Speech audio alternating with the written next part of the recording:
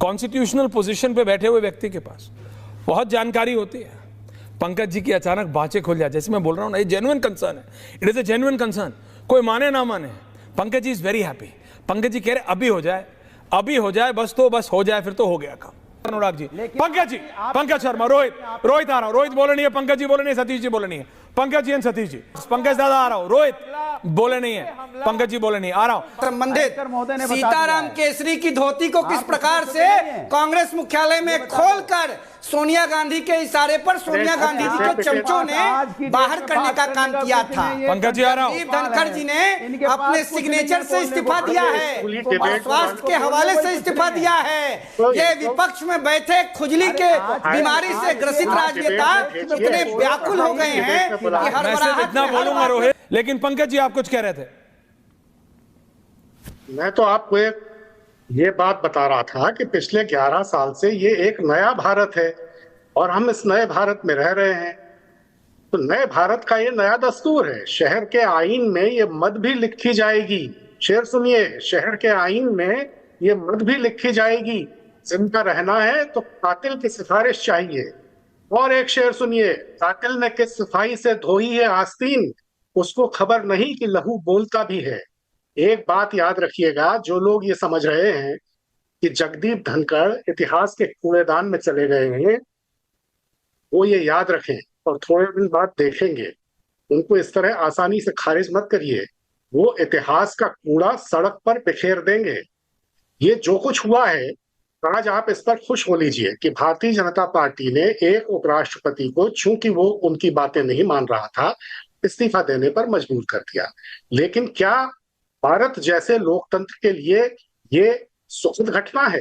ये शुभ संकेत है? उपराष्ट्रपति चाहिए या अनुचर चाहिए? उपराष्ट्रपति चाहिए या अनुयायी चाहिए? परिचारक चाहिए आपको? चाकर चाहिए आपको? आज आप कह रहे हैं कि शांतिपूर्ण ढंग से सब निपट गया। किसी ने कहा शांतिपूर्ण ढंग से, इतनी शांतिपूर्ण ढंग से इतना बड़ा इस्तीफा कभी नहीं निपटा था। ये जो शांति है, ये ऊपर ऊपर की शांति है, ये तूफान के पहले का सन्नाटा है। थोड़े दिन बाद देखिएगा आपके क्या हो रहा है। ये जो इस्तीफा है, इसकी राख के नीचे जो लावा बह रहा है, वो आसानी से ठंडा होने वाला नहीं है। क्लैश ऑफ द टाइटन्स चल रहा है। मैं आपको नहीं देखिए, ये एक और चर्चा है। नहीं, ये एक और चर्चा है जो चल रही, क्लैश ऑफ द टाइटन्स चल रहा है। भाई बीजेपी में तो अलग तरीके की जंग चल रही है। आरएसएस, आपने ये बोला नहीं, मैं आपको याद दिला दूं, मोहन भागवत जी वाला तो दिला दीजिए, 75 साल वाला कमेंट भैया, उस पे तो अलग ही बवाल। हाँ बोल, हाँ देखो मैंने ये तो सब सामने है ही। हाँ, ये तो सब सामने है ही। और जो आपने बताया ऐश्वर्य, कितनी गंभीर बात आपने कही कि उपराष्ट्रपति जी को उनका भाषण भी कहीं और से लिखकर भेजा जाता था कि ये बोलिए। और मनमोहन सिंह जी को क्या किया जाता था? नहीं, और मनमोहन सिंह जी को क्या किया जाता था? पंकज जी, वो तो तब भी उपराष्ट्रपति हैं, इज अ कॉन्स्टिट्यूशनल पोजीशन, वो तो प्रधानमंत्री थे। उनके डिसीजंस, उनको decisions, you want me to quote the principal adviser to the prime minister. Pankaj ji आप भी एक मुख्य, पंकज जी देखिए सुनिए भी, क्या होना चाहिए। पंकज जी अब आप भी सुनिए, आप भी एक मुख्यमंत्री के और बहुत कद्दावर मुख्यमंत्री के बहुत करीबी रहे हैं, कमलनाथ जी के, आपको पता है। नहीं आप सुनिए तो भाई अब सुनेंगे नहीं पंकज जी, तो आपकी वरिष्ठता गए तो फिर आप गलत फायदा उठा रहे हैं। आपको पता है, अरे भाई मैं क्या कह रहा हूं आप समझ नहीं रहे। आप बस यही सुनना नहीं है। अब आपको पता है कि मैं पोल खोल रहा हूं तो आप सुनेंगे नहीं।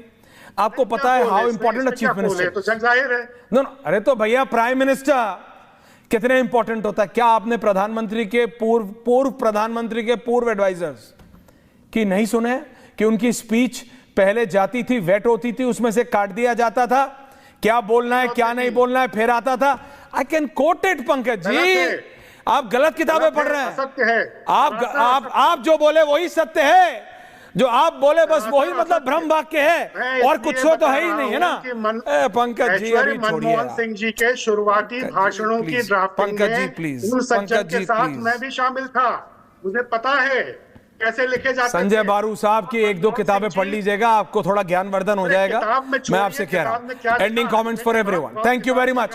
अनुराग भदौरिया, आज जिसने भी वो शेर लिखा था उसकी नौकरी तय है। मैं भी बोल देता हूं पंकज जी के लिए, अनुराग जी के लिए। हाँ, उठाने हैं अभी दरिया से क्या बात प्यास के सुधांशु जी मिस हो रहा है, उठा ही नहीं है सर। हाँ। उठाने हैं अभी दरिया से मुझको प्यास के पहरे, अभी तो खुश्क पैरों पे मुझे रिमझिम भी लिखनी है। मुझे नहीं चाहिए। तो अभी बहुत कुछ लिखा जाना है। मैं पंकज जी के तो मैं मतलब क्या कहूं, मैं तो सामने होते तो दोनों हाथ जोड़ लेता। पंकज दादा आपका किस पे कयास है? नाम, बस एक नाम। ऐश्वर्य, अगला उपराष्ट्रपति कोई भी हो ऐश्वर्य, ये साफ कर दिया गया है कि उसको किस आकार के पिछड़े में रहकर काम करना है। क्यों आपने ये तय किया था कि मनमोहन जी को प्रधानमंत्री बनाने से होगा, वो बन जाएगा। पंकज जी, ऐ चांद तू शरारत न कर, हाँ, तुम भी मत पीछे रहो। चांद देखे हैं तुझमें तो दाग है सनम, हमने तो बेदाग देखे हैं। विपक्ष का कुछ होना नहीं है। भारत को एक बहुत संवेदनशील उपराष्ट्रपति मिलेंगे। दादा मैं क्या बोलूं, मैं तो मतलब पंकज जी के उत्साह से हतप्रभ हूं। इतने उत्साहित है धनखड़ को लेकर। काश अगर कांग्रेस पार्टी इतनी उत्साहित संसद में हुआ करती। उनको लग रहा है हमारा एक पुराना साथी मेरे साथ आने वाला है और शायद उसी साथी के बदौलत हम नरेंद्र मोदी को घेर लेंगे।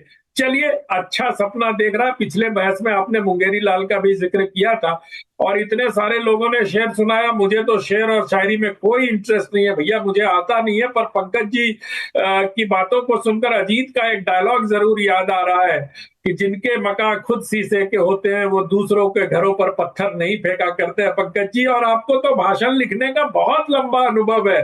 जनार्दन द्विवेदी से पहले से अनुभव है आपको भाषण लिखने का, कांग्रेस के नेताओं का। तो भाषण के बारे में तो कम से कम सही बात आपको बता देनी चाहिए। ऐश्वर्य के शो में आपने हल्का सा इशारा किया था, लेकिन वो करेक्शन आदि तो आप ही लगाया करते थे।